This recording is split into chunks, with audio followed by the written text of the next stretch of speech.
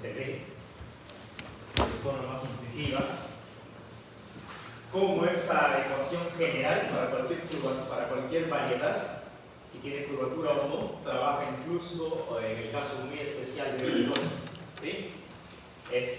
Mostramos qué es el significado de hallar la conexión de A respecto de B sobre una curva. ¿Sí? Es muy diferente hallar la conexión de A respecto de B. ¿Ya? Esta es muy diferente hallarlo sobre una curva. Aquí se ve que está sobre una curva. ¿Por qué? Porque está derivándose aquí en el tiempo, que es el parámetro de la curva, que hallar solo la conexión de A en B. La conexión de A en B me genera la derivada covariante como un factor, ¿no? Pero si lo aplico esto a esa conexión respecto a una curva, me dice cómo se transporta A lo largo de B. ¿Sí? En ese caso hicimos el ejemplo de una recta, ¿ya? Y les mostré en clase qué significaba, ¿no? Hicimos un ejemplo de B0, B0, y ahí se ve el transporte, ¿ya? Donde ese vectorcito verde chiquito no se ve tan bien, aquí, este vectorcito, es justamente la conexión de A en B, ¿no? En este caso X, ¿no? La conexión de A en B, donde A es el vector rojo y B es el vector tangente a la recta definida por la curva azul, ¿ya? Y la conexión, y bueno, A es ese vector rojo, no el campo de vectores rojos transportados a lo largo de la curva. ¿Y qué me dice la conexión de A en B? Me dice cómo o en qué dirección crece o aumenta o cambia cuando A es transportado a lo largo de la curva B, ¿no? Vemos que es cierto, nos da X, significa que cuando A lo transportamos por la curva, va creciendo a lo largo de la dirección del eje X, ¿sí? Eso significa transportar A a lo largo de la curva B, en un ejemplo pequeño, sencillo y muy fácil de calcular, ¿no? Por eso lo agregué, ¿ya? Y por supuesto, vimos otro ejemplo también ahí, otro campo vectorial A, que se ve ahí, ¿no? Hay que evaluar ese campo vectorial sobre la curva, por eso X, Y toman valores de T, que es justamente el parámetro de la curva, ¿no? De la parametrización de la curva, y escogimos la recta con pendiente 1 y B0, lo que cruza el origen. La curva es esa recta en azul y el campo de vectores en rojo es ese. Y el verde nuevamente es la conexión de A en B que puede ser calculada, ¿no? Y agregué también otro ejemplo para que vean, ya que este otro ejemplo lo agregué porque quería otro ejemplo en el cual la conexión de A en B no sea constante, ¿no? Como aquí puede ver que varía. ¿Ya? Eso. Gracias. Muy amable. Y ahí está la conexión de A en B, cuando un vector, el rojo, es transportado a lo largo de la curva en azul, ¿sí? Y luego vimos el transporte paralelo, ¿no? Esta es la ecuación del transporte paralelo, ¿ya? Como A es transportado en B, la fórmula, cuando A es transportado a lo largo de la curva definida por B y es transportado de manera paralela, y demostramos en el sentido que nos habían enseñado de siempre, ya dados el campo vectorial, etc., mostramos que para que eso suceda, ¿sí? No olviden que esto salió de dónde, ya que en R2 vamos a mostrar, ahora vamos a discutir un poco más eso, los símbolos de Christoffel, los de arriba, ya estamos en el caso sin torsión y sin contorsión, ya ese de allá, este símbolo, sigma, mu, es exactamente el Christoffel, ¿no? Este símbolo del Christoffel. Ya, eso es cuando no hay torsión ni contorsión, hay que. ¿Ya? En R2 se calcula y se demuestra en R2 para la carta euclidiana que esto es cero, todos son ceros. Porque esto depende de las derivadas de G y como G, los componentes del tensor métrico son constantes, es cero.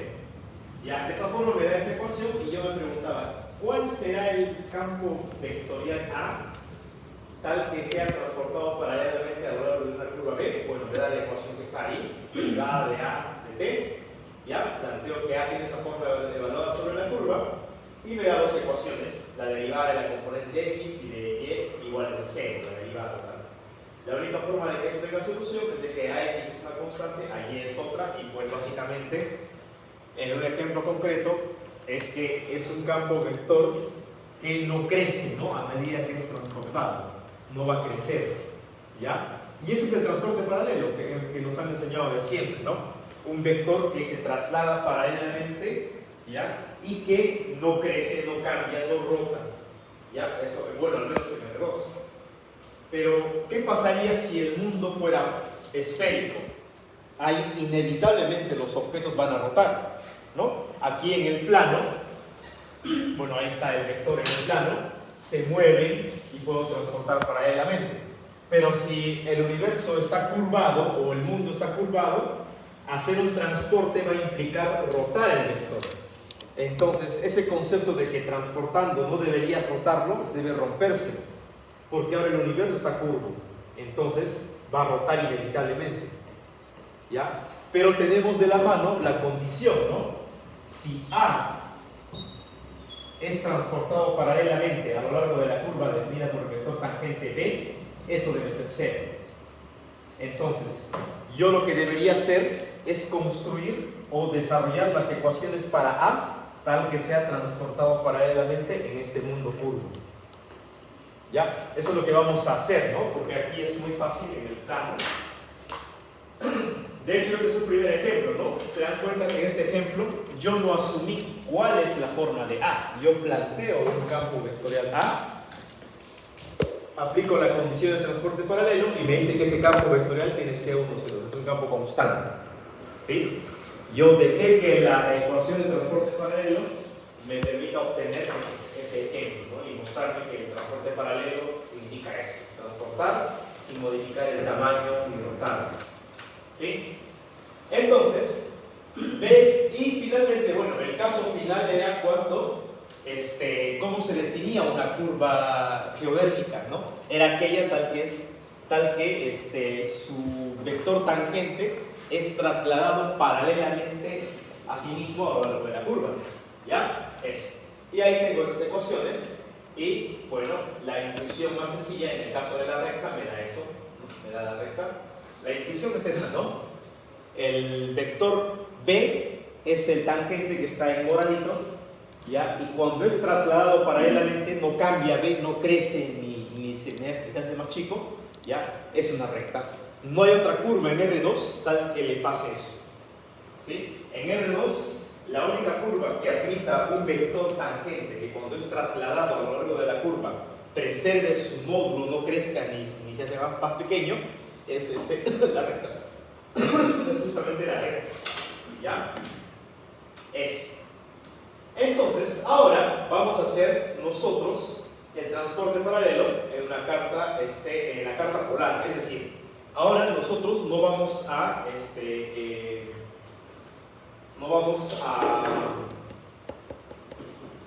usar, o sea, tenemos R2, ¿cierto?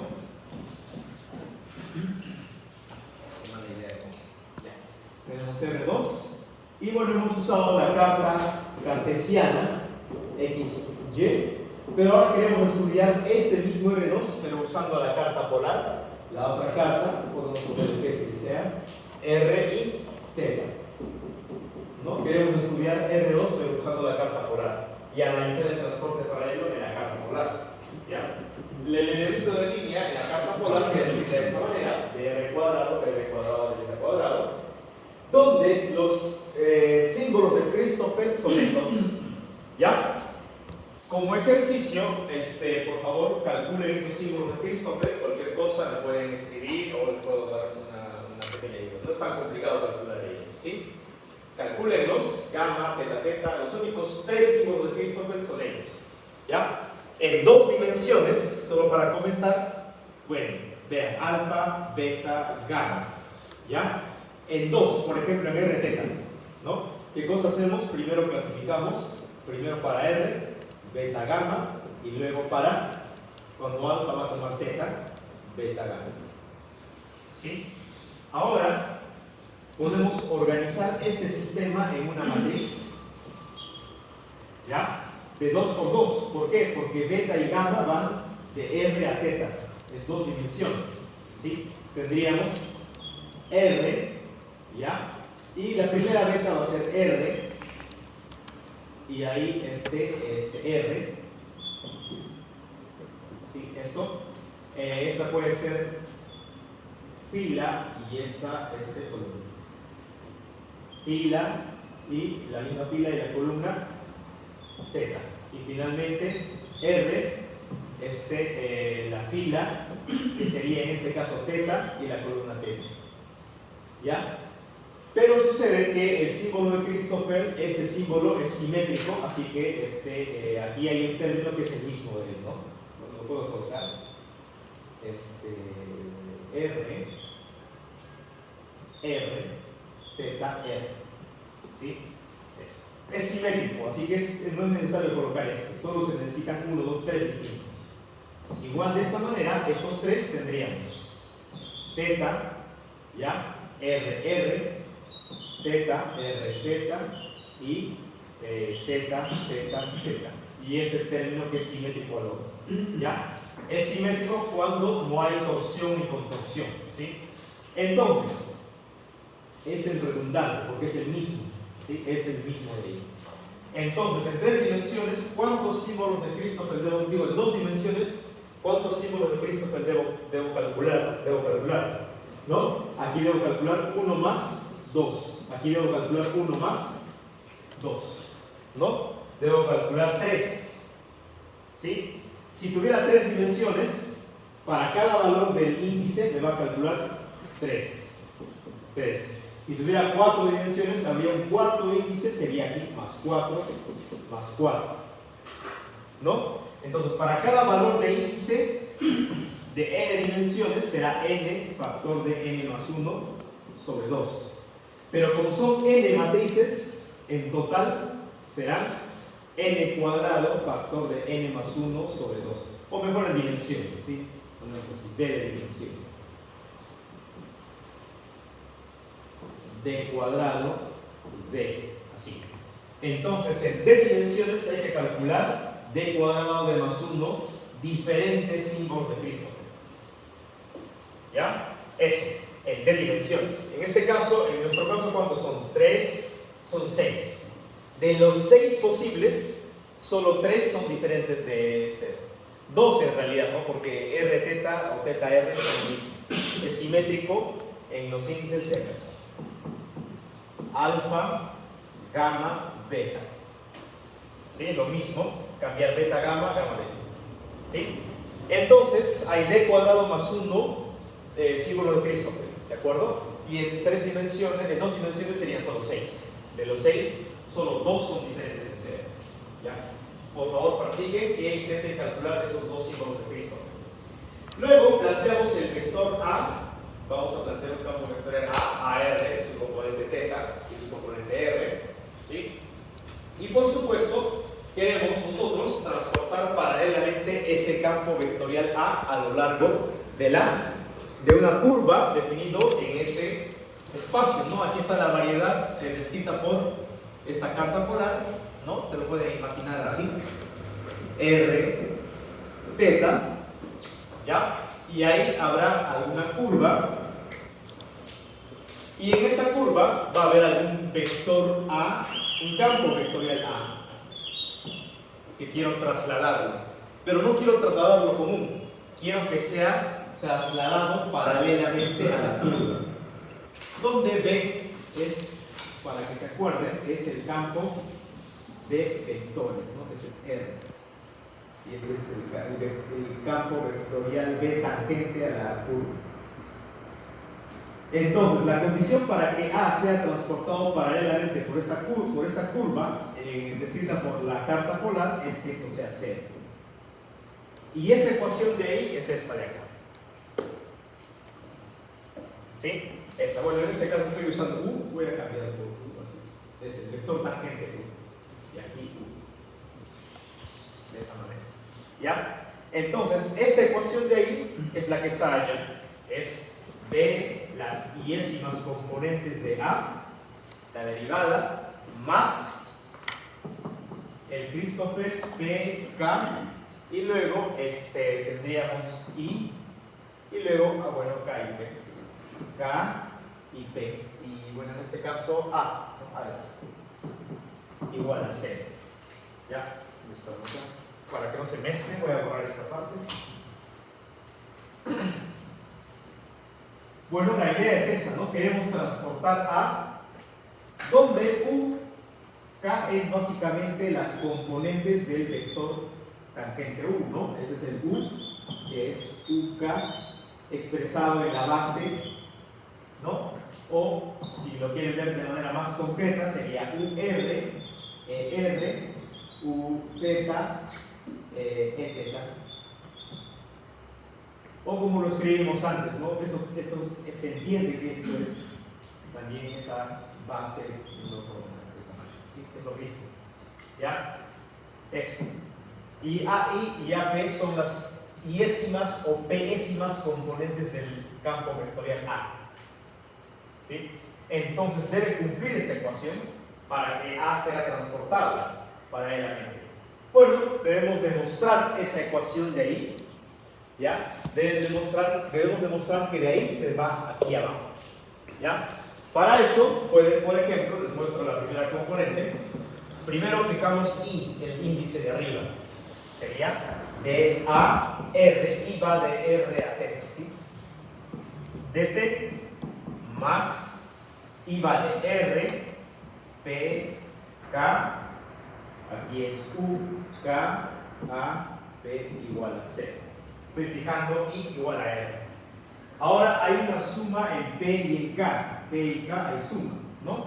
Entonces esto tengo que expandir, ¿no? Tenemos derivada de AR de T más, y ahí tenemos, podemos despejar la suma primero en P y luego en K, dependiendo de como ustedes quieran, ¿ya? Primero vamos a despejar la suma en P.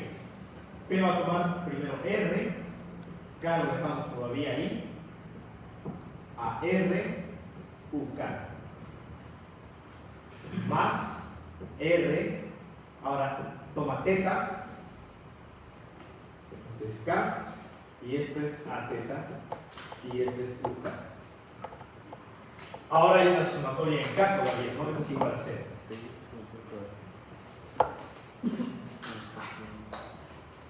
Ya, en este caso es desenvolver sumatorios nada más, ¿sí? Desenvolver sumatorios. Ahora, antes de continuar, hacemos un pequeño análisis, tal vez se pueda eliminar algo. ¿Qué símbolos hay? Por ejemplo, hay R, con índice abajo R sí hay, con índice θ abajo sí hay, así que todavía nada se elimina. Continuamos, miren. DAR de T más. Luego la suma corre en K para R y θ, ¿no? Entonces, primero sería R, R, R. Y ahí me da R, U, R. Más, eso mismo, R, R, θ, a R, U, θ. ¿Sí? Estoy deshaciendo esa suma, que es todo estos dos pequeños. Más, voy a poner este de aquí abajito. Cuando K va a tomar R y luego θ. R, θ, R, a θ, U, R. Y así, ¿no? El que sigue, R, θ, a θ, U, θ. Y eso es igual, debe ser igual a 0. Bueno, la componente, no su componente, y eso es 0. ¿Ya? Entonces, ¿qué me queda de esta línea? Fíjense, esta es otra línea. Esta es una línea, esta es otra línea. Por si acaso, esta es la línea divisoria. Luego vemos cuáles son diferentes de 0, ¿no? Por ejemplo, hay R, θ, θ. Sí hay, sí hay, se queda. R, θ, no hay. Este es 0, R, θ, no hay, 0, ¿sí? Y todos los tres R's no hay, 0. Solo que nos quedan esos dos términos de ahí. ¿Dónde está el R, θ, θ? El primero de arriba. Ah, sí. Ah. ¿Y por qué Ajá. ¿sabes? Porque no existe R, son ceros. Todos son ceros, a excepción de esos tres serían. Eso Bueno, no lo he hecho, pero supongo que sale al calcular el Christoffel. El Christoffel, exactamente. Calculamos el Christoffel, el mu sigma mu s de ahí. Claro. Mu eta sobre 2, la derivada, es. ¿Ya? Es. ¿Sí? Podemos calcular uno también para ejercitar un poquito eso, no pasa nada. No se compliquen, pueden ver ahí también hay cómo calcular eso. ¿Ya? Eso sí es más común, calcular los Christoffel es muy común, pero a veces calcular esta parte no es tan común, por eso me centré en esto por ahora. ¿Ya? Entonces los anulo, ¿por qué? Porque son ceros todos, a excepción de esos dos. Entonces me queda R de T más R teta teta es menos R. Así que me queda menos R a teta u teta, y eso debe ser 0, ¿no? Que es justamente este término de ahí. ¿Ya? Eso. Entonces, tengo la primera componente. ¿Ya? Voy a arreglar esto un poquito. De A de U. Claro, cada componente de eso. Esta es la conexión de A en U igual a 0. Cuando hago la derivada, lo que me queda es esto. De AI, de T, gamma, I, P, K, U, K, A, P, E, I igual a 0. Así. Es una suma I, donde cada componente para I va a ser 0, ¿no? ¿Ya? Por eso mi resultado lo dejo así. Esta es la componente I igual a R, ¿no? Es como que esto agarra y me quedaría de AR, de T, gamma R, P, K, U, K, UP. Primera componente. Y la segunda, teta más gamma, teta, P, K, U, K, A, C. Igual a, bueno, aquí falta E teta, gracias, igual a 0. Entonces, ¿qué hemos calculado? Hemos calculado el primero, ¿sí? Tal vez no se ve bien así. Voy a quitar esto para que quede un poquito más claro, así. Primero tenemos la conexión. Expandimos la conexión y me da este resultado. Esto es esto. ¿Ya? Y luego, bueno, hay que igualar a 0. Esto es una suma I, R y teta. Y luego calculamos la componente R. Cuando ese es R. Y ahí adentro expandimos PK. Expandimos, eliminamos los que son ceros y los diferentes de 0 y me da este, que es justamente la componente R. Y luego pueden ustedes demostrar de manera relativamente sencilla, no sencillo, el teta. ¿Ya? Entonces, para que A sea transportado paralelamente, las componentes de A evaluados sobre la curva C, ¿no? Digamos C está parametrizada con T, ¿ya? Deberían cumplir estas dos ecuaciones, esta igual a 0 y esta igual a 0, las dos. ¿Sí? Y ahí he puesto un caso general, ¿cierto? Eso. Bueno, ahí está, recordando un poquito cómo son las coordenadas polares, ¿ya? La carta polar. Vamos a trabajar sobre una esfera. Vamos a considerar que esta curva C que dije inicialmente, esta curva C, ¿ya? Esta bivariedad, ¿no? ¿Ya? En la carta polar, ¿sí? Voy a considerar que la curva C es un círculo, ¿no? Donde las coordenadas, la circunferencia está parametrizada por R igual a R, que es el radio del círculo, que es una constante, y el ángulo θ igual a T, que es el parámetro de la curva. Θ varía es T, donde T varía de 0 a 2pi, ahí podríamos agregar, T varía de 0 a 2pi, ¿no? La vuelta ahí. Es la parametrización de la curva, ¿de acuerdo? En este caso es eso, ¿no? Y a partir de la parametrización podemos construir el vector unitario, U, ¿no? El tangente, eso. ¿Cómo se definía? Se definía como D, T, E, I. ¿No? Este es X1 y esta es X2. Así que es de X1 de R, y, bueno, de R de T y de T de T. Aquí.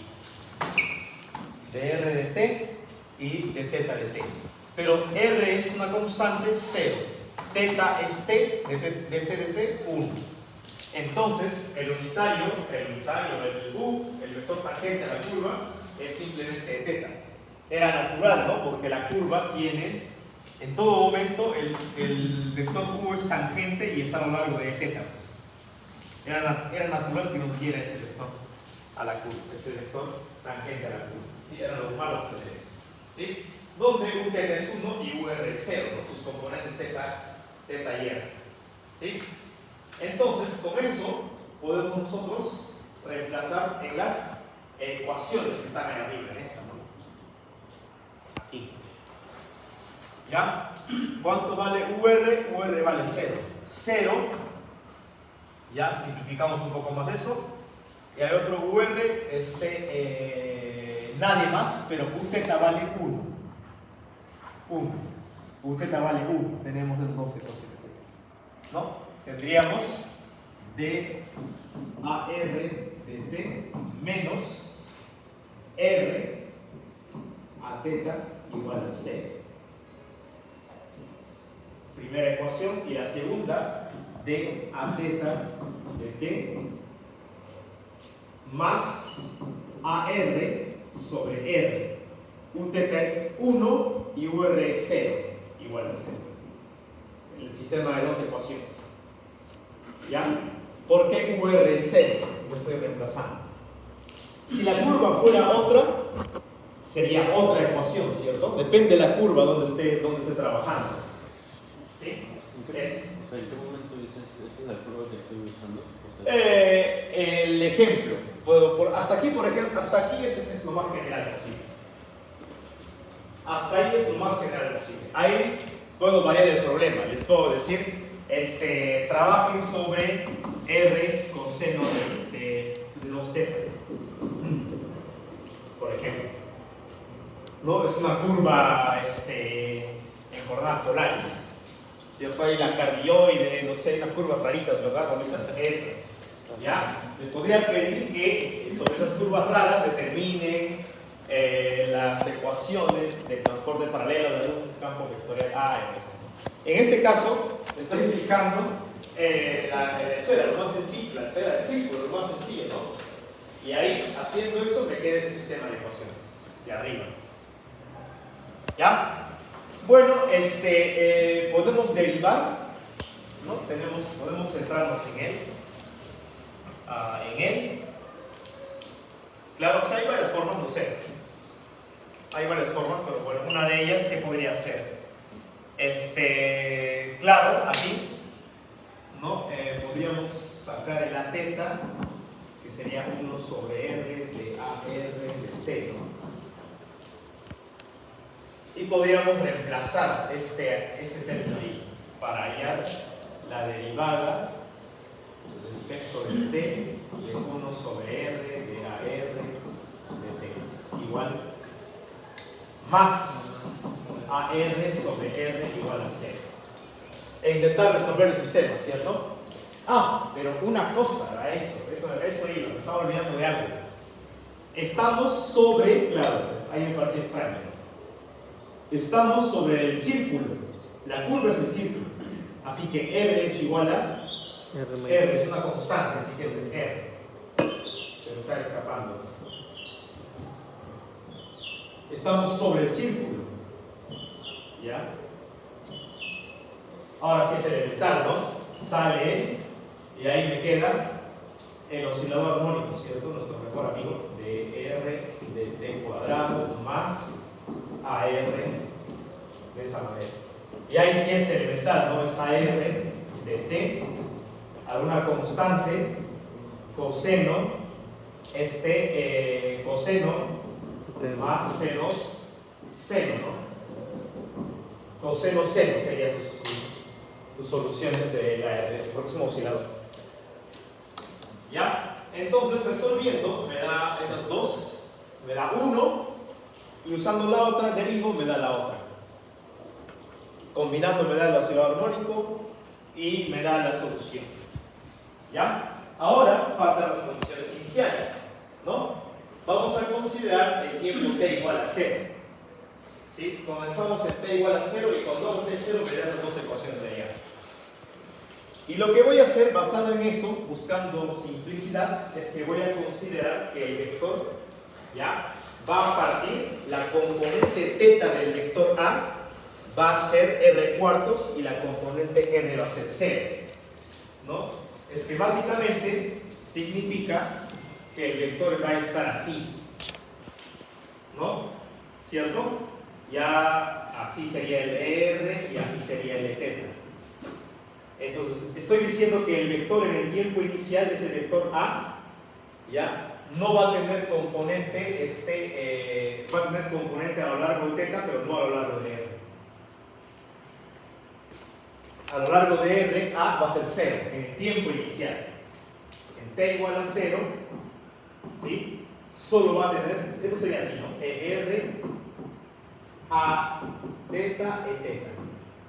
Yo quiero que en el tiempo inicial solo tenga a lo largo de θ, no a lo largo de r, así que voy a hacer que esto sea 0 en el tiempo inicial, repito, en t igual a 0, ¿ya? Y él será r cuartos.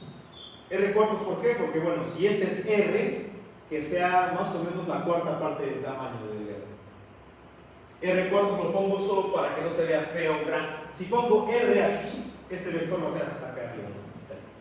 Lo pongo r cuartos por proporción nada más. La cuarta parte, 1, 2, 3, 4.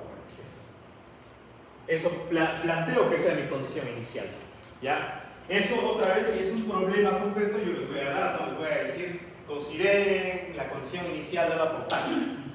¿Ya? En este caso, yo busqué qué condición sería razonable y encuentro que A va a comenzar ahí, ¿no?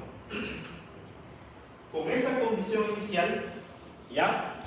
El vector A, que va a ser transportado paralelamente por el círculo, ¿sí? Va a estar dado por estas dos ecuaciones, θ y AR. R coseno, R cuadrado cuartos, seno de t. Bueno, ahí estaría el vector.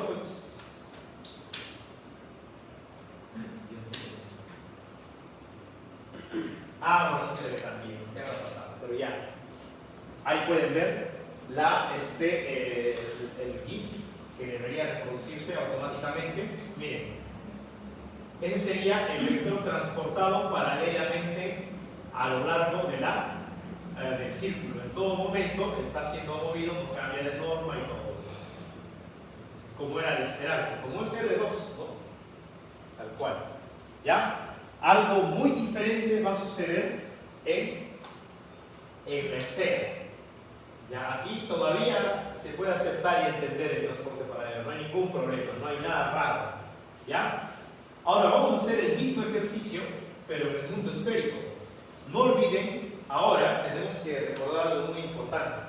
Nosotros, que vivimos sobre la esfera, no sabemos que existe nada dentro de la esfera y fuera de la esfera. Para nosotros el concepto de arriba y fuera de la esfera no existe. Vivimos en la esfera y punto. ¿Ya? A eso se le llama geometría intrínseca. Y todo lo que hemos hecho hasta ahora, todito, todos estos símbolos, todo esto es geometría intrínseca. ¿Ya? Se asume que no hay nada más grande que esto. O sea, cuando dibujamos nosotros, sea M la variedad equipada con una métrica, estamos diciendo de que no podemos preguntar sobre dónde está colocada esta variedad. No tiene sentido preguntar lo que hay fuera de la variedad. ¿Sí? Esa es la idea de eso. Igual en este caso sería la esfera, la variedad. ¿Ya? R constante, la métrica es esa, R cuadrado, R cuadrado, seno cuadrado, x cuadrado. Las componentes del tensor métrico son esas. Y los dos símbolos de Christoffel son esos dos que están ahí, diferentes de seres. ¿Ya? Y lo que voy a intentar ahora es, ven esa curva que está ahí arriba. esa curva sobre el mundo esférico quiero yo trasladar un campo vectorial o un vector a lo largo de la curva, pero paralelamente, ¿ya? Donde el vector rojito es el vector tangente a la curva, ¿no? El vector U o el vector B que le llamamos a cada lado, ¿sí? Ahí está la parametrización de la curva, va a estar a pi tercios, 60 grados, phi va a variar, phi va a cambiar, ¿ya? Así que phi, le doy phi, elijo el parámetro lambda, phi de lambda igual a lambda, donde lambda varía de 0 a 2 pi. Esa es la curva parametrizada en coordenadas esféricas. Teta pi tercios, phi de lambda igual a lambda, y donde lambda varía de 0 a 2 pi. ¿Ya? Con eso, con esta parametrización, calculo las componentes del vector U, ¿no? Del vector tangente. Porque U es de X. Y del parámetro X, ¿no? Donde X1 es pi tercios y X2 definido sobre la curva lambda.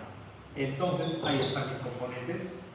Esa sería de la constante 0 teta más 1 veces phi.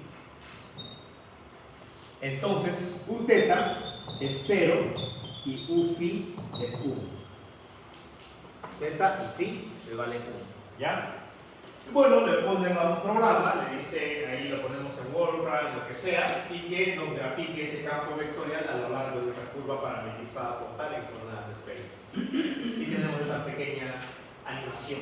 ¿Ya? Vamos a considerar el vector que queremos trasladar paralelamente a lo largo de esa curva, que va a comenzar en este punto. ¿Ya? Esa va a ser la condición inicial. O sea, consideramos un vector que va a partir el vector de ese punto, donde phi vale 0, teta es pi tercios, phi vale 0, ¿ya? Ese va a ser su punto inicial, el campo vectorial que va a ser trasladado paralelamente. Quizás no viene en todo caso porque es el problema anterior, pero cuando hicimos esto ya teníamos fijada nuestra curva que es una recta, ¿no? Ya está fijado. Pero, aquí también está fijado. pero por ejemplo, se podría mostrar que si coges otra curva difiere un poquito de la recta, entonces la parametrización final ya no va a ser una recta. No va. La parametrización depende de la curva que escojas. No, pero me refiero no a la parametrización, sino a la solución de la ecuación. O sea, Sí, claro, porque depende de qué curva escojas, la solución puede cambiar. Claro. Otra curva te va a dar otra parametrización te va a dar otras ecuaciones de transporte paralelo, ¿no? Por ejemplo, en el caso de coordenadas polares, hasta ahí es lo más general posible. Si yo te doy otra curva, el U teta y el UR van a ser totalmente distintos. Claro, pero ¿Sí? o sea, porque había dicho que esto mostraba que es una recta, ¿no? Claro. Ya, en el transporte paralelo, claro. Sí, pero digamos, ¿podría haber otra parametrización que también se genere una recta o no sería posible? Creo que la pregunta va por este lado. Se puede demostrar que en coordenadas polares la recta sigue siendo una geodésica. ¿Eso te refieres? No, es que, claro, también, si tienes A transportado a lo largo de B igual a 0, es como se transporta paralelamente. ¿Ya? Si quiero definir la geodésica, debo transportar a B paralelo a sí mismo. Lo que hice ahí fue transportar buscar una recta que ocurra eso. Ahí. En ese caso, yo tengo una recta, no tengo una recta, sino que yo comencé con esto mismo. Algo general. Eso general. Y dije, ¿cuál será la curva tal que me cumpla esta condición? Tal que el tangente es transportado paralelamente a sí mismo. Resolví, igualé a 0 y me dio la recta. No hay otra curva. No hay una A y B, sino es una sola. Es una sola. En este caso, la condición de geodésica se centra en el vector tangente que es transportado paralelamente a sí mismo en la curva. Ya es como les comentaba, ¿no? Se supone que, claro, ¿qué sucede, no? Si ahí está la velocidad, en las curvas el vector velocidad puede cambiar, ¿no? Y puede hacerse más chico, grande, ¿no? Debido a la curvatura, la velocidad va a cambiar. Este vector velocidad nunca es transportado paralelamente a lo largo de la curva. Solo en una recta la velocidad puede ser transportado paralelamente. Y eso es justamente MRU. ¿Ya? Ahora, la pregunta es, en un espacio curvo, ¿habrá alguna curva tal que aún se transporte paralelamente su vector tangente? Si lo hay, ¿no? Que sería la geodésica en ese espacio curvo. En el caso de la esfera, en el caso de la esfera se puede, ¿no?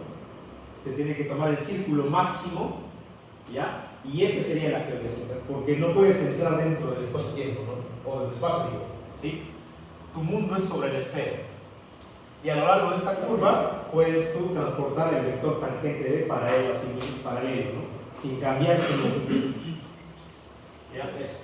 Depende de qué geometría, el vector tangente, si se traslada paralelamente a sí mismo, define la geodésica. Es la definición de la geodésica, basada en la intuición del plano. Ya, entonces, en el caso ese de la carta polar, por ejemplo, depende de qué parametrizaciones dé yo, ¿no? Por ejemplo, ¿qué pasaría si yo les digo la curva, donde quiero que analicen el A transportado paralelo, va a ser R seno de θ? Entonces, ¿cómo tienen que parametrizar, no? Θ va a ser igual a T y R va a ser seno de θ. ¿Ya? La curva, no sé cómo será la curva, la verdad, digamos es esa, y quiero su vector U o su vector B, y esa es UR, U θ, y esa es dr de T más de θ de T. Y ahí va a cambiar, ¿no? dr de T, coseno de T, R, y de θ de T, 1. Y ahí me quedas. En ese caso, UR es coseno de T y U θ es 1. Ahora, el vector U cambió. Ahora, la otra cosa es que se pueda resolver el sistema de ecuaciones, ¿no? Ya tal vez no se va a poder. Hay que hacerlo numéricamente, tal vez, ¿no? No siempre se puede resolver de manera exacta. Esto tiene esfera porque ahí se puede resolver de manera exacta para hacer el ejemplo. ¿Ya? Ahora, estamos en el mundo esférico. La situación es muy parecida a la anterior, solo que es esfera. Defino la curva y planteo que el vector va a partir de ese punto. O sea, mi vector, digamos, en este caso si se llama A, va a ser tal que en lambda 0, ¿ya? En lambda 0 sea menos Eθ. En lambda 0 que comience así. Ese va a ser el vector A. Condición inicial. ¿Sí? Esa es la idea de este planito, ¿no? Ahí está. La condición inicial es de que ese vector A que voy a transportar paralelamente a lo largo de esa curva rojita va a ser que θ pi tercios, bueno, sobre la curva, y phi 0 o lambda 0 sea menos Eθ. Eθ es el vector tangente unitario, ¿no? La parte angular. ¿Ya? Eso. Bueno, entonces aplico la ecuación de transporte paralelo. Quiero transportar a lo largo de la curva definida por U, que es el vector tangente de la curva, y quiero que esto sea 0. ¿Ya? Entonces, les convino a obtener ese sistema de ecuaciones. ¿Ya? Tal cual como hicimos antes, expandimos. Ahí están los Christoffel diferentes de 0. Ahí. ¿Ya? Fijan primero para sigma igual a, son dos dimensiones también, ¿no? Θ y phi. Primero θ y luego phi, y luego trabajan las ecuaciones, las ordenan y deberían obtener los dos de ahí. Es más o menos elemental, Solo hay que seguir con cuidado las sumatorias y va a salir. ¿Ya? Entonces, por ejemplo, algo así como primero es teta, ¿no? Claro, teta. Teta más, bueno, el lambda, no estoy usando el parámetro lambda en este caso. Gamma, teta y luego mu. Eso. Sería su componente teta más lo mismo, ¿no? De phi. De phi. Phi, mu, u, mu, a, mu. E, phi. Igual a 0. ¿Qué falta expandir aquí? Las sumas en mu. Mu. Donde mu va de teta a phi, en ambos casos, expanden, ven cuáles son ceros, cuáles no, reemplazan, organizan bonito las cositas y deberíamos tener el sistema de ecuaciones. ¿Ya? Ahí desapareció la derivada en lambda por una regla de la cadena, no es nada. Me pueden preguntar, podemos discutir, y eso, ¿sí? Entonces tenemos un sistema de ecuaciones que sería dado por d a teta de phi y d phi, bueno, es un sistema. Ahí está la ecuación inicial. Y la solución para el sistema de ecuaciones, dada la condición inicial, es menos coseno de phi medios más 2 sobre raíz de 3 seno de phi medios phi. Si fijan phi 0, les va a dar justamente ese vector menos et. ¿Ya? Bueno, la sorpresa de ese ejemplo es que sucede eso. Aquí sucede algo raro, ¿se dan cuenta? Se voltea. ¿Ya? Entonces, podemos verlo un poquito más. Le puse más, para que haga más lento, más fotogramas por segundo, para verlo un poco mejor. Oh Dios, se voltea ahí. ¿Ya? Eso pasa. ¿Sí? Eso pasa porque estamos en un mundo esférico, no es ya el mundo normal, ya cambian las cosas. ¿Sí? El hecho de ser transportado paralelamente le obliga al vector a hacer esa pirueta, de tal forma que el vector no se salga de la dimensión para afuera o se meta para adentro. Eso se hace en cero, ¿no? Justamente en el punto donde va a reiniciar su movimiento. Donde comienza, ¿no? Ajá. ¿Ya? Falta mejorar un poquito más el código, seguro que se puede para hacer un vector un poco más larguito y digamos no oscile como un corazón. Claro, o sea, el vector ahí por definición nunca va a estar en no puede tener componentes en R. No puede. Así que la pirueta, sé que la pirueta puede parecer que el vector voltea hacia adentro, pero es un volteo en la superficie siempre. No es un volteo hacia adentro de R. Se vuelca ahí, en la misma esfera. No debe salirse nunca de la esfera. Esa es la idea de transporte paralelo. Pero no sería como, o sea, no se puede tomar su tiempo porque está en la ruta. O sea, ¿por qué no simplemente como que rota poco? Porque tienen que ser abruptos. Ahí va rotando. Mira. Va cambiando cómo se va moviendo. No sé, pero el momento en que cambia. Justo ahí, sí. Y te rota, ¿por qué lo hace tan rápido? Debe ser la animación, hay que mejorar. Bueno, en esencia tenemos A transportado a lo largo de la curva definido por el vector U. ¿Cómo se define en la curva C? Era U, mu. En el fondo, el cálculo comienza así, ¿cierto? En A. Entonces, y esto debe ser 0. ¿Por qué lo pongo otra vez? Es que la idea es cómo cambia A en ese espacio curvo, me da esta derivada, que va a ser la derivada covariante, ¿cierto? ¿Ya? Cómo cambia esto en ese espacio curvo de tal forma que esté siempre ya proyectado en U. ¿No? Esa es la idea, es la forma de entender esta ecuación. ¿Sí? La proyección debe ser dado a lo largo de 1 y 0. Es una forma de ver. qué está sucediendo ahí, ¿no? Lo que en realidad queremos hacer es de que el vector A o su cambio de A, porque este es el cambio de A en la geometría curva, el cambio de A en la geometría curva no se salga de la geometría, esté siempre constreñida a ella. Y como U vive en la misma variedad, no se sale de la variedad porque U es el vector tangente, es como obligarle a él, oye, no te vayas de la alineación, ven para acá, ojalá. Eso, le hace cero. Hace que sea cero cualquier término que se salga fuera.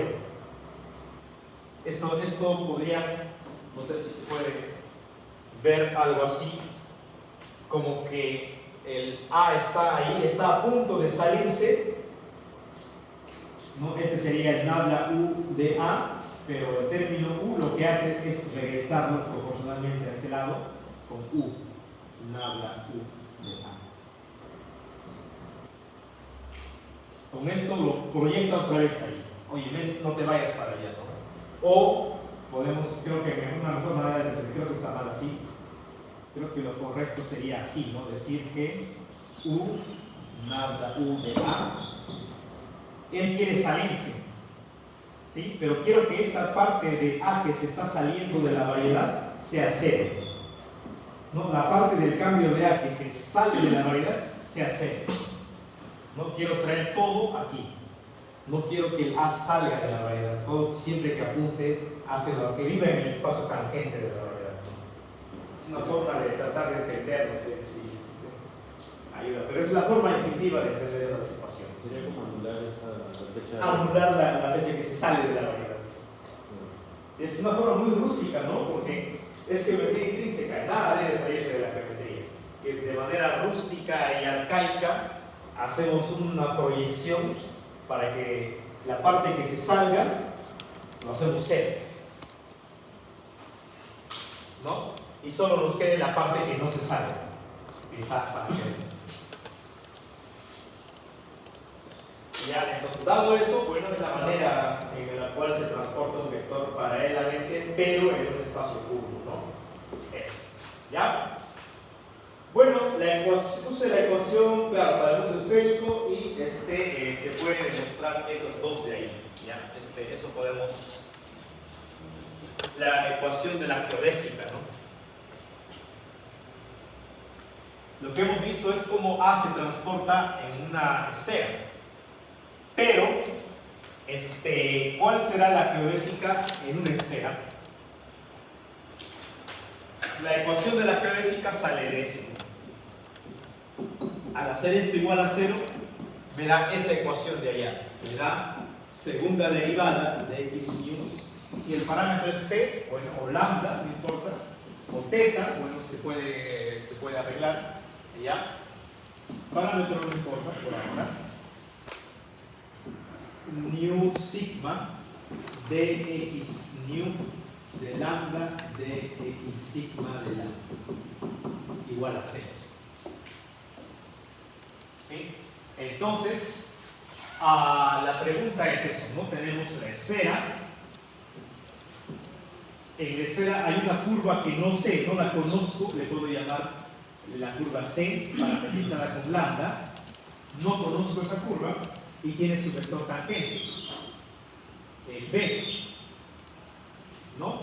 Donde B se define como de x mu de lambda en mu, el vector tangente. La pregunta es, ¿cuál es la curva, ya, definida por ese vector tangente, tal que es trasladado a sí mismo igual a 0? O es transportado el mismo a lo largo de él paralelamente. ¿Cuál será esa curva? ¿Ya? Al aplicar esto igual a 0, que es la condición para trasladar paralelamente a sí mismo, obtengo esta que lo vimos en clase. Entonces, para allá, estas son las ecuaciones paramétricas para esta curva que cumple esta condición, ¿no? En nuestro caso del mundo esférico, ¿cuánto es x1? ¿Sí? x1 es teta y x2 es phi, ¿no? Teta de t, o bueno, de lambda, parametrizado, y phi de lambda. ¿Ya? Y también tenemos los Christoffel diferente de 0. Está anotado ahí en la pizarra, en la página anterior. Tenemos dos diferentes de 0, ¿sí? Y con eso puedo yo trabajar en esa ecuación. Por ejemplo, para mu igual a 1, que sería θ, sería segunda derivada, hago mu igual a 1, más 1, bueno es θ, ¿no? θ, mu sigma, y hay una suma ahí, ¿no? Hay x mu de lambda, x sigma de lambda igual a 0. ¿Ya? En la página anterior vimos dónde está, ahí está. Los dos Christoffel, θ y phi menos seno de θ coseno de θ y este sería phi θ y esta es cotangente.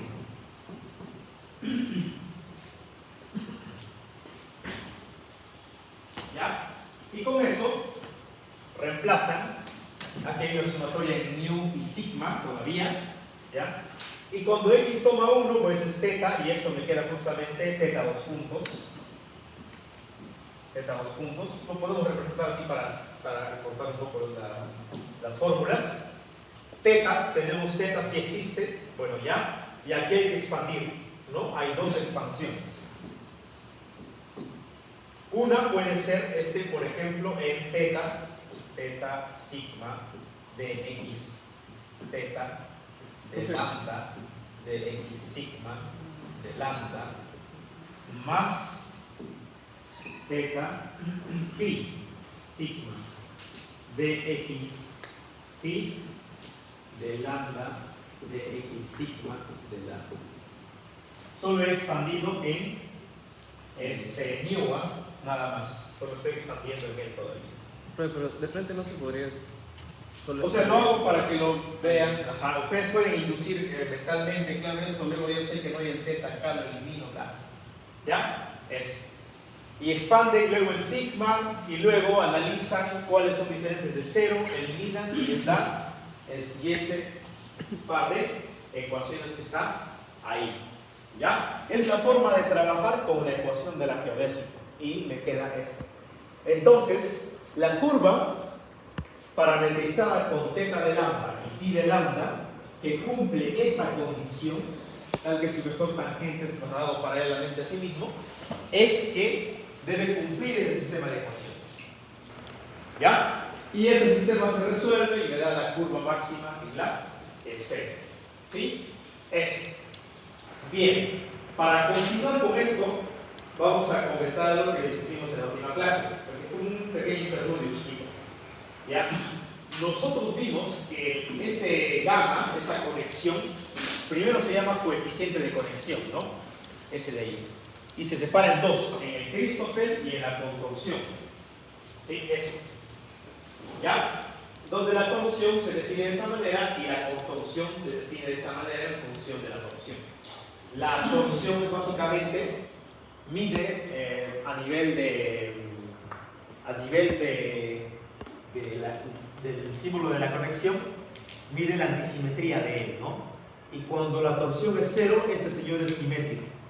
Él desaparece y tenemos que Christoffel es exactamente los índices o símbolos de la conexión. ¿Ya? Entonces, el teorema fundamental de la geometría riemanniana o pseudo-riemanniana consiste justamente en eso, ¿no? Que cuando la torsión o contorsión son ceros, ¿ya? Este índice se vuelve Christoffel y la única expresión compatible con ella es esta fórmula de acá. Con esto es con lo que calculamos los símbolos de Christoffel que les he mostrado. Estos de acá, estos. Con él se calcula. ¿Ya? Para calcular él no hay, hay que analizar la fórmula, fijar primero los tres de acá. Una vez fijado kappa, mu, fijan acá kappa, mu, no sé, θ, fijan todo. Y luego ven qué índice se repite arriba y abajo para ver la sumatoria.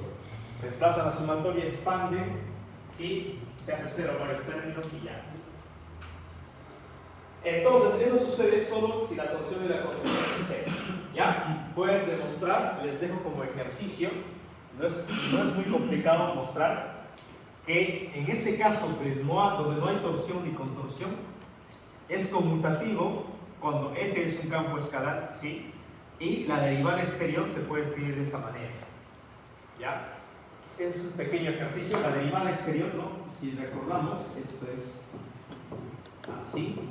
Entonces, la derivada exterior me daba, era un operador, ¿sí? Era un operador que escribíamos de la siguiente manera, el de x cuña derivada de de esta forma, y entraba a operar en él opera en las componentes y él opera en la base de esa manera. ¿Ya? Demostrar o demuestren que esta derivada exterior es equivalente a escribir con la derivada covariante, la de nabla. O sea, demostrar que esto es equivalente a nabla de mu. Bueno, mu. Sí, el índice no importa. Está cambiado el índice, no pasa nada. Básicamente eso, ¿no? Que es equivalente a bajar así o así. Hay una razón, hay un paso que falta arriba para llegar a lo, pero se puede demostrar eso. ¿Ya? Bien, son un par de propiedades interesantes que pasa cuando trabajamos. Ahora, muchos de los ejemplos que vamos a trabajar va a ser así. Vamos a trabajar aplicando el teorema fundamental de la geometría riemanniana. Es decir, no vamos a ver torsión ni contorsión y directamente vamos a trabajar con el símbolo de Christopher. ¿Ya? Eso. Bueno, entonces, para terminar esta parte del día de hoy, les comento esto. ¿Ya? Porque hay otra manera de calcular la ecuación de la geodésica mucho más fácil y más intuitiva, como lo que aprendieron en física clásica. ¿Ya? Partimos del elemento de línea, ¿sí? Tenemos una variedad cualesquiera equipada con una métrica, ¿ya? Y ahí en esa variedad cualesquiera hay una curva, ¿no? Hay una curva espacio-temporal, puede ser espacio-temporal o geométrico puro, etc. El elemento de línea está dado por ese término, ¿no? De x mu, de x mu. ¿Ya? Ahora, yo puedo parametrizar esa curva usando un parámetro t, por ejemplo. O sea, ds cuadrado va a ser epsilon veces dt cuadrado. ¿Ya? Y hay una razón para hacer eso. Y es justamente lo que cambia todo cuando estamos en relatividad general y ya no en geometría ordinaria. ¿Sí? Si hacemos eso, podemos nosotros definir la curva, pero antes ahí nos falta un detallito para que nos salga.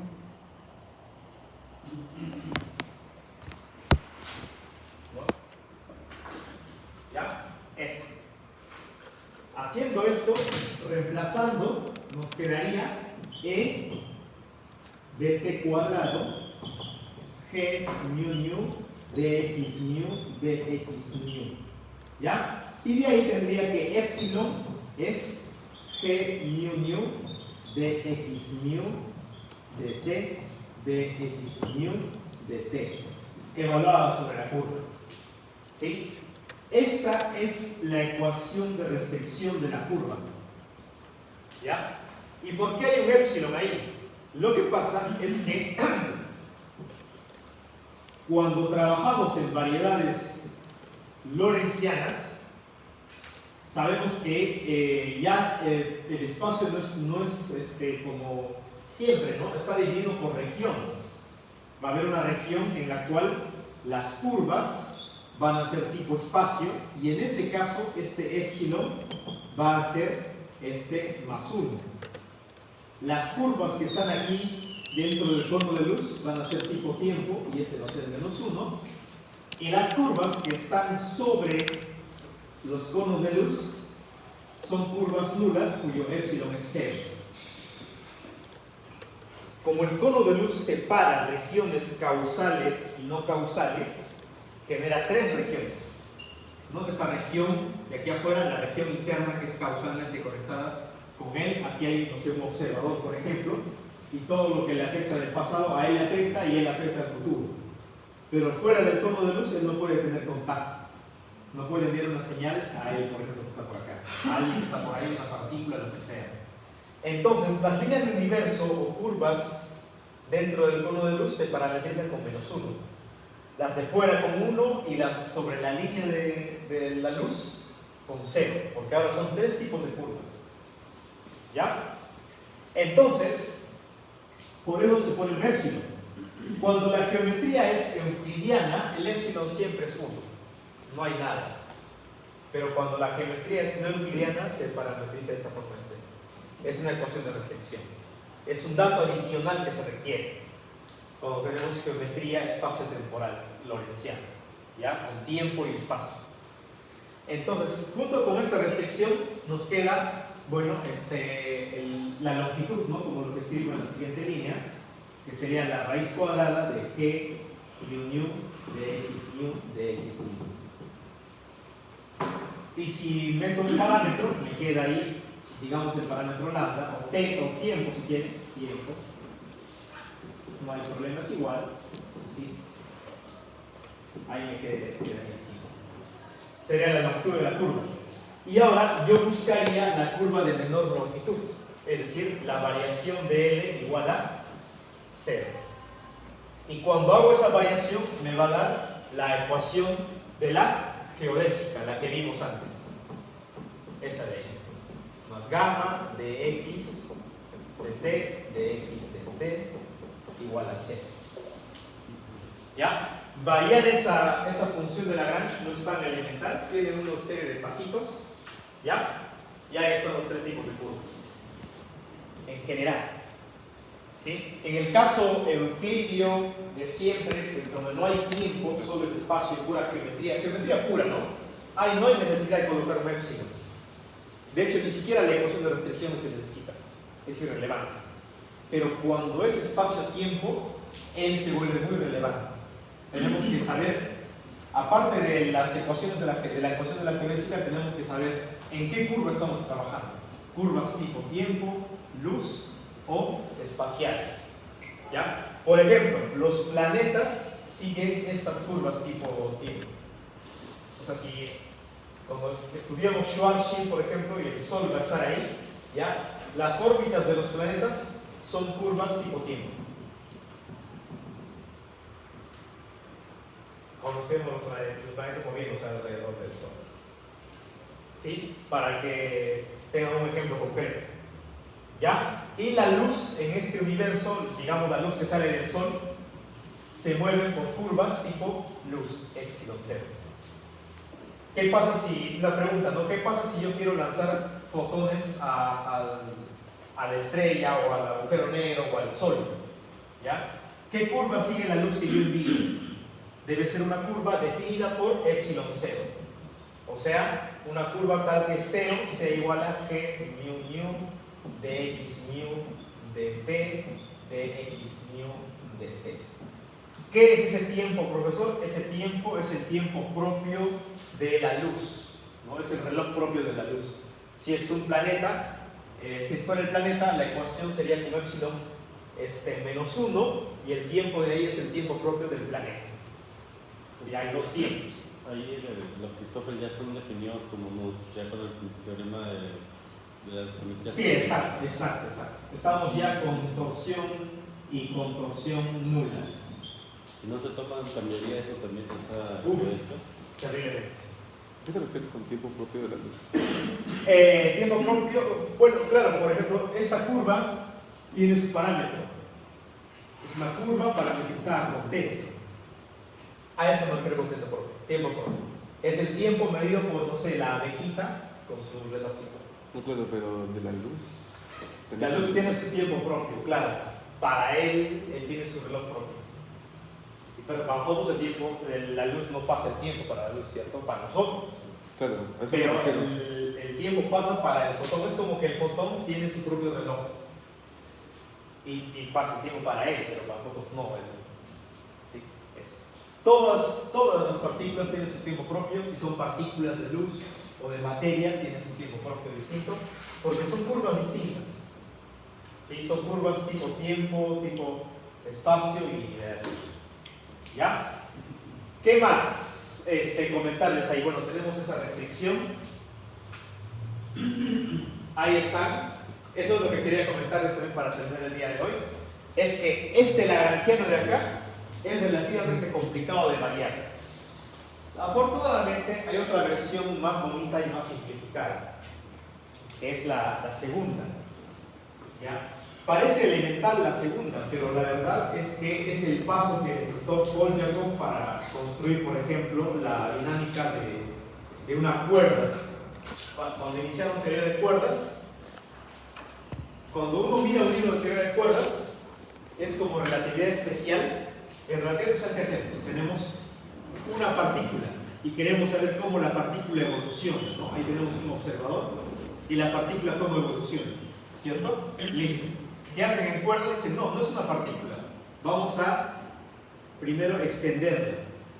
Y cuando se extiende, no forma una línea, sino forma una lámina, ¿no? Así. Ya no es una partícula puntual, sino es una línea que se extiende. O sea, en la línea del universo ya no existe cuerda, sino ahora es una línea extendida. Por lo tanto, esta ya es una superficie. Entonces la pregunta es, ¿cuál es la dinámica de esta lámina?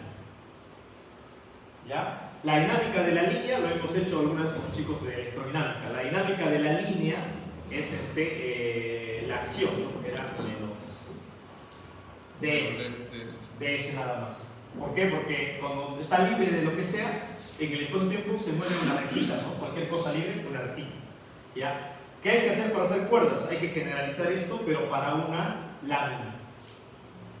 ¿Sí? El problema era que cuando intentaban hacer para esa lámina usar esta ecuación de acá, porque se supone que esta lámina obedece a la ecuación de la geodésica, ese es el argumento de ellos, ¿ya? Es muy complicado.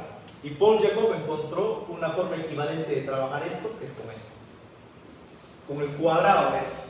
Entonces, ¿qué es lo que quiero decir? Ustedes agarran esta es la acción, la longitud de la curva. Depende de x y de x punto. Es igual a la integral de g mu mu. G depende de x, ¿eh? Y ahí está x mu punto y x mu punto. De t, por ejemplo. T. La función de Lagrange es esta, ¿no? Esa es la función de Lagrange, que depende de x y x punto.